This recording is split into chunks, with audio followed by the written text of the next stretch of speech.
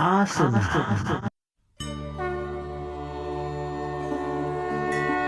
आसनों के अंत में कौन सा आसन करना चाहिए? आसनों के बीच में कौन सा आसन करना चाहिए? अगर आपको इसके बारे में जानना है तो आपको ये वीडियो अंत तक अच्छी तरह से देखना है और सुनना है। चलिए वीडियो में आगे बढ़ते हैं। आप सोच रहे होंगे ये आसन क्या है, इस आसन का नाम क्या है, ये आसन से हमें क्या बेनिफिट फायदे मिलेंगे और ये आसन हमें क्यों करना चाहिए।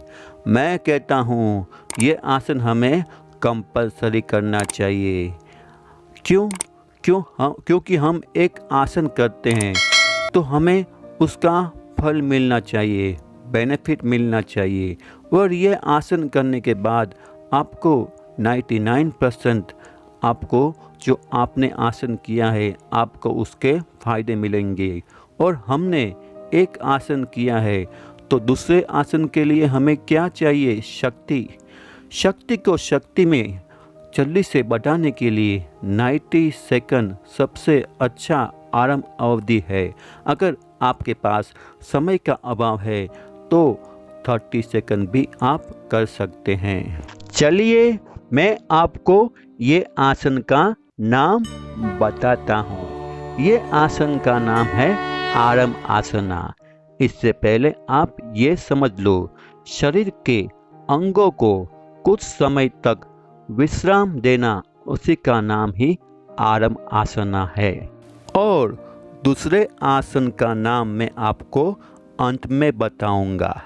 आसनों की शुरुआत में पहले हमें कौन सा आसन करना चाहिए? हाँ, स्टैंडिंग आसना।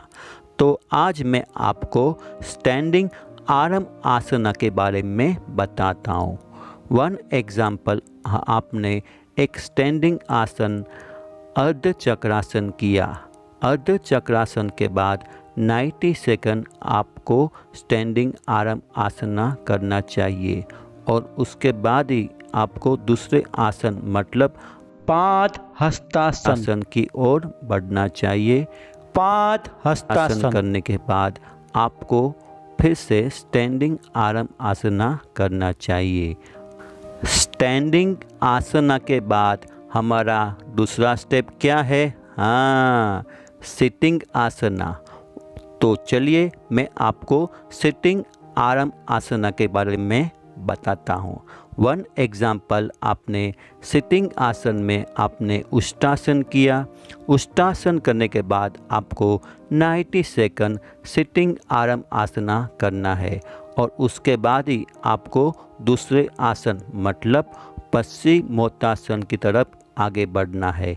और पश्चिमोत्तासन करने के बाद फिर से आपको सिटिंग आराम आसना करना है। सिटिंग आसन के बाद हमें कौन सा आसन करना चाहिए? हाँ, पेट के ऊपर आसन करना। तो आज मैं आपको मकरासन के बारे में बताता हूँ। मकर मतलब मगरमच्छ।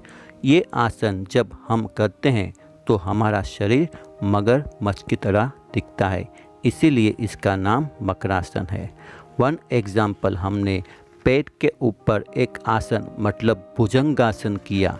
उसके बाद हमें 90 सेकंड मकरासन करना है।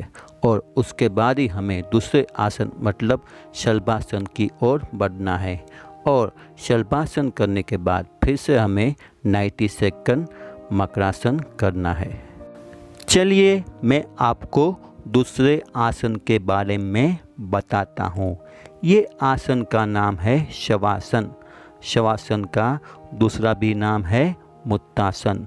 शवासन एक आसन करने के बाद बीच में भी कर सकते हैं और अंत में भी कर सकते हैं। अंत में सभी आसन करने के बाद युगों से ऋषि मुनियों से ये आसन शवासन करते हैं। क्यों शवासन करते हैं? हम कोई भी आसन करते हैं तो आसन के बाद हमें कुछ स्फूर्ति एवं ताजगी का एहसास हो।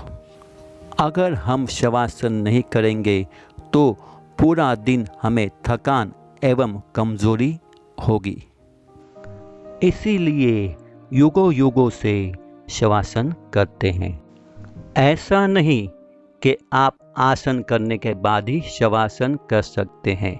आप पूरे दिन में शवासन कर सकते हैं। वन एग्जाम्पल, ये भागम भाग दौड़ के जीवन में आपको कभी भी तनाव हो तो आप 10 या 15 मिनट शवासन कर लेना, फिर देखना इसका कमाल। पेट के ऊपर आसन करने के बाद हमारा अगला स्टेप क्या है? हाँ, पीठ के ऊपर आसन करना। वन एग्जाम्पल, हमने पीठ के ऊपर हलासन किया, उसके बाद हमें 90 सेकंड शवासन करना है और उसके बाद ही हमें नेक्स्ट आसन मतलब सुप्त व्रज आसन की ओर बढ़ना है। और सुप्त व्रज आसन करने के बाद हमें 10 या 15 मिनट शवासन करना है।